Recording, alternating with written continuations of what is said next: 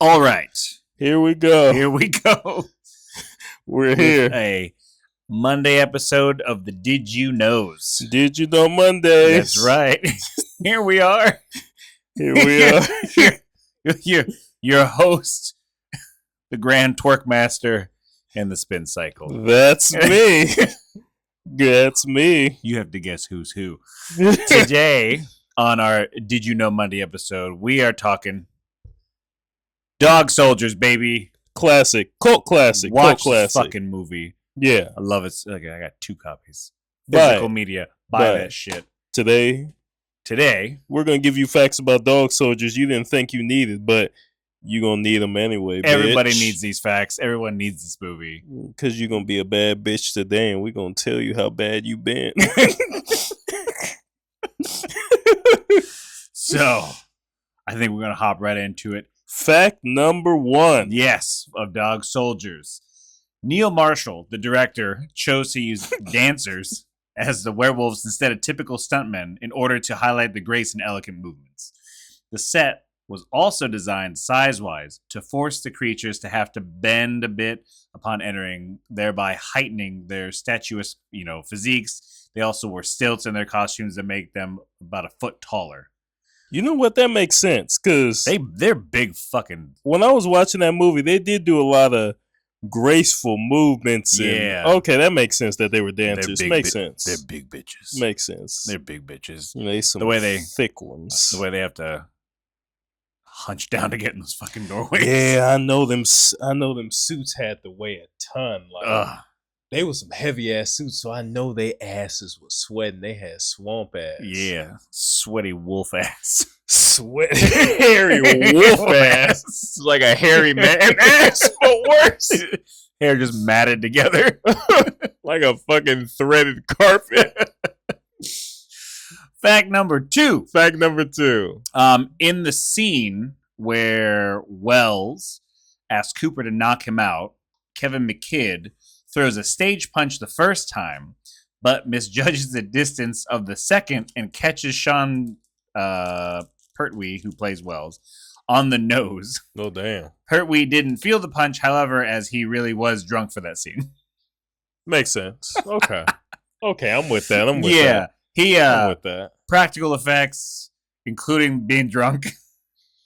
That was real. Yeah, he said, he's like, I don't think I have it on this one, but he said, he asked the director, he was like, hey, for the scene, can I have a few, for before the scene? And the director's like, yeah, I don't know how many a few was, but he definitely was, getting the drunk acting that we needed. So there we go. Moral of the story: always have a little booze in your system. Moral of the story: drink on the job. Yeah. Fact number 3. Don't become an alcoholic, though. No, don't do that. Don't do that. That's bad for you. That's bad. That's That's a bad. no. No, don't do that. That'll get you the spray bottle and the chop in the Yeah, throat. just whatever gets you through the day. Fact number 3. Number 3. Some of the corpses hanging around the basement were originally created and used in Event Horizon. Oh, I thought you was. I was about to. After we just talked about practical effects, they were real bodies. I thought you was about to say, "Oh, we just got some real bodies." I was about to say, "Hey, hey, yo, budget. the budget. Budget. We couldn't make them, so we just got them from the morgue. We found some. We returned them. We were walking around the woods. We found some. Could you imagine if I was in a movie and I'm just on set playing with a dead person, put my hands in their mouth, and they just like, "Oh, hey, Steve, you don't want to do that. We got to return those." And I'm just like, return the props, and just like, no, these bodies to the morgue. I clean my hands. I'd be like, ain't no way. I'd be like, look, these Ain't are no way. actual evidence of the crime, so you might want to remove your DNA. Oh my goodness, I'd lose my shit. That'd be too much. That'd be too much. That's too much for my old heart can Too take. much. Too much. Too much. Fact number 4. Yeah. Very little CGI was used in the movie because the people involved in filming believed that CGI being overused at the time, Mm-hmm. and that it would take viewers out of the movie because it'd be focused on special effects rather than the story. I feel that. Thus, the werewolves themselves are animatronics and bodysuits with stilts, which I like. Okay. I think practical effects wise, I think it worked out we always talk about practical effects here. Practical Love practical effects effects. is the way to go, man. Yeah, Like, that's the way to go. if you need to do CGI, but don't be cheap. Use them practical effects. Yeah. It pays off. Yeah, it'll pay off in the long run. Yeah. What's the next fact? Fact number 5: Kevin McKidd, who plays Cooper, Yeah. cracked a rib in the first few days of shooting. God damn. But he hid it from the director because he didn't want to be replaced. Eventually, the pain was just too much. He revealed the injury, and he was replaced by Jason Statham, who turned it down because he had commitments and scheduling conflicts with Ghost of Mars. Yeah. So he was rehired after his injuries healed up. Damn. I like that. Yeah. I think he was great. So yeah. it's weird. So there are other names that were attached to this aside from Jason Statham. Simon Pegg was originally cast for this, but I believe, he was told by Edgar Wright to save his first horror credit for Shaun of the Dead, which he did. So And right decision. Mhm. I fucking love Shaun. love Shaun of the Dead. God damn. I'm probably gonna watch that tonight. My elbow. All right. Fact number 6. Number 6. Another fun one. There's so many fun facts in this motherfucker thing. Me. Chris Robson, who plays Joe, I had an uncle named Joe. He's dead now. He Continue. he died in the movie, made a confession to the director, Neil Marshall, on the night that they were set to shoot the scene where his character runs out to the barn and drives the Jeep back to the house. Yeah. That he can't drive. Oh shit. Yes. So how did that work?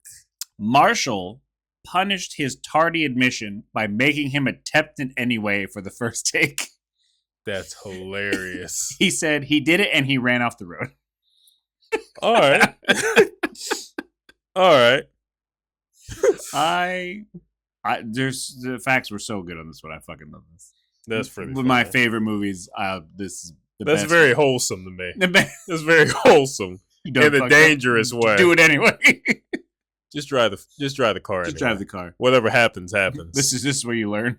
This is Yo Cannon, the Yeah. band. Just right off the fucking road. Oh my goodness. Number 7. There's a clock on the wall in some scenes that almost guaranteed continuity issues. So Neil Marshall, the director, smashed it to ensure that hands were always in the same spot to not cause that problem. he said, I don't want to have to explain shit. Break the clock. He's like, modern problems require modern solutions. He just threw a hammer at that bitch. Now nobody knows the fucking time. Don't know what day it is either.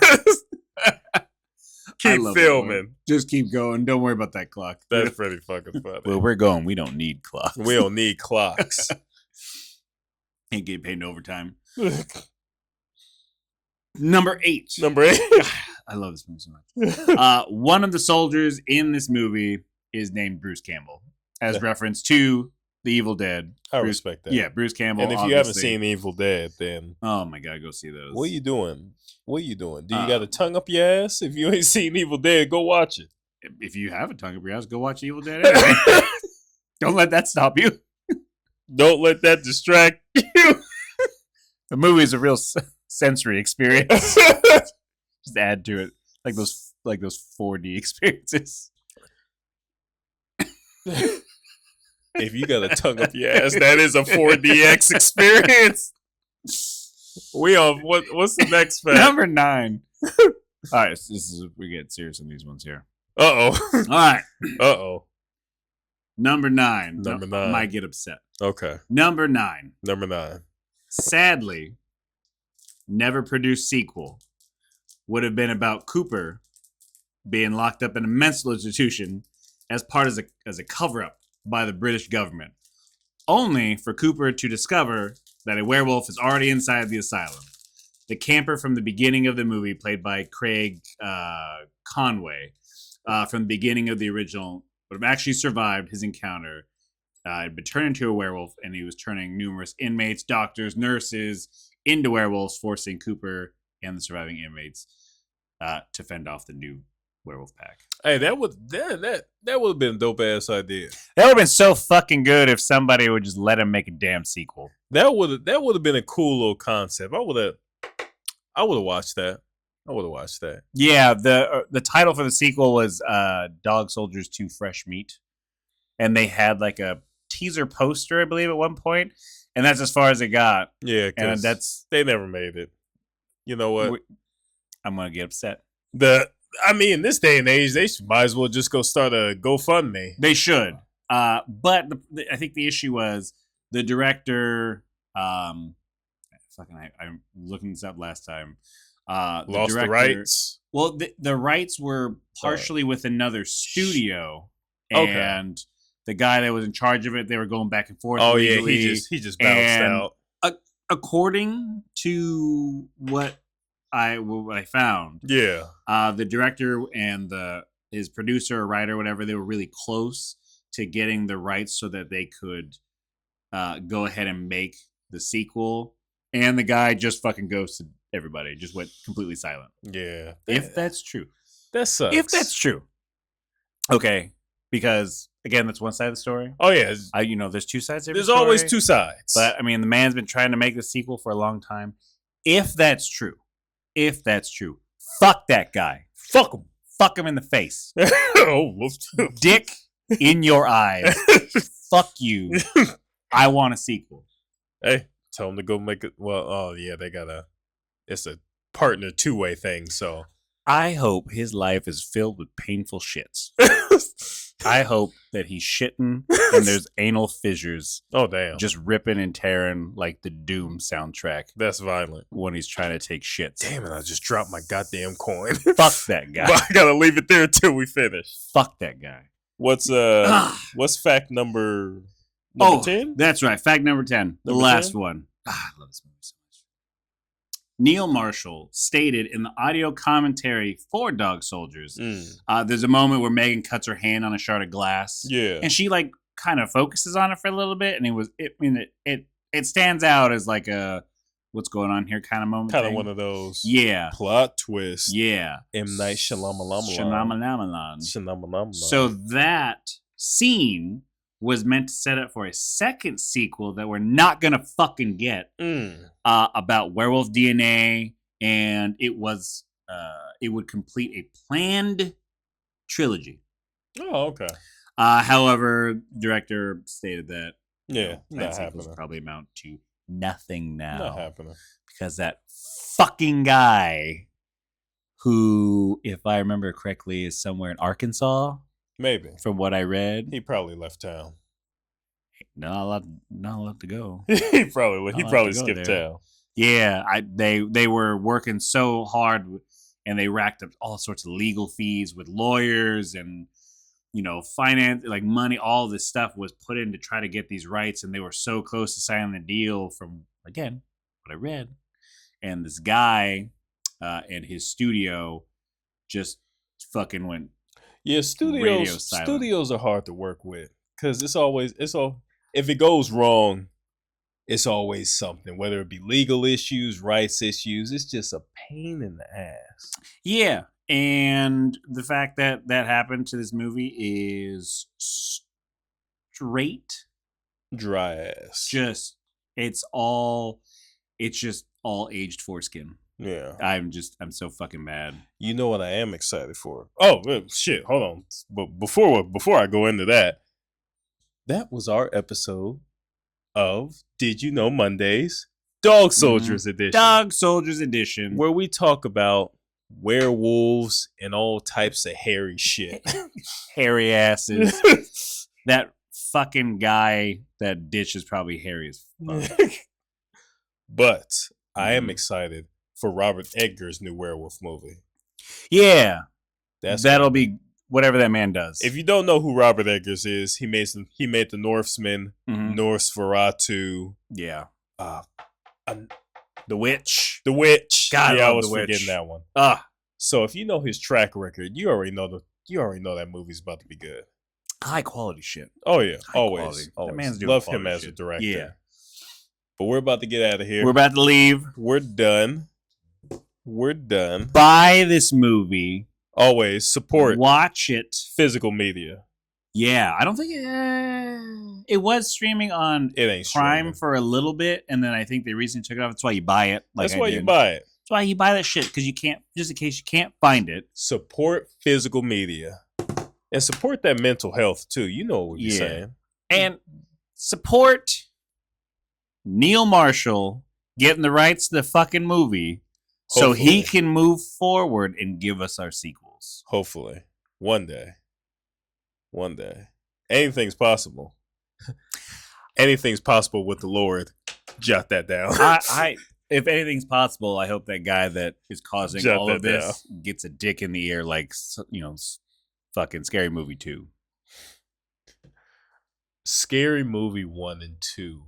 So fucking funny. So Before the good. franchise went into that direction, those two movies still hold up so well because it's just stupid funny. It's just hilarious. 3 had some moments, but Yeah, 3 had some 1 and moments. 2, that was it. Right 2 was just peak. Mm-hmm. Yeah. This episode gonna go on for too long. We'll talk about. What? I'll save my Scary Movie 2 scene for later. Yeah. We're out of here. We're done here. We're Take care done of here. yourself. Smooches. Bye bye now.